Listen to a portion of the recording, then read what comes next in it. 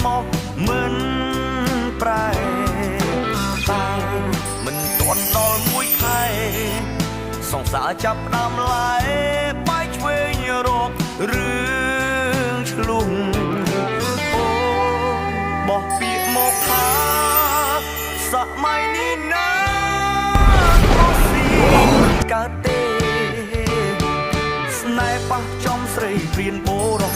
បោកយកខ្លួនរួចហើយក៏បងហើយសំដែងធ្វើជាជនរងគ្រោះអូយកំហងខ្ញុំស្មោះពេកស្រាធ្លាប់ទៅវិញអីលើប្រែជាផ្អែមពីបាក់លេបលើកដាច់មួយដាំងថែគេបោកមកដល់លុកសាច់ខ្លែនស្រាសែនផ្អែមដល់ដួលសន្លប់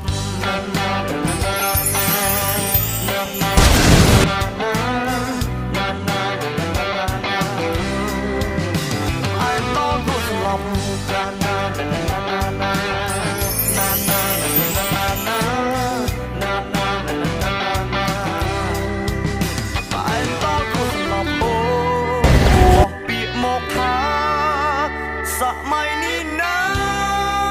មកស៊ីមិនកើតទេ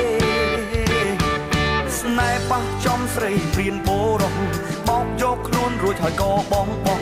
ហើយសំដែងធ្វើជាជនរងគ្រោះអូយកំហងខ្ញុំស្មោះពេកស្រាធ្លាប់ទៅវិញអីលើប្រែជាផ្អែមពីបាក់លេបលើកដាច់មួយដាំងថែគេបោកម្ដងផឹកភ្លេចលុកសាច់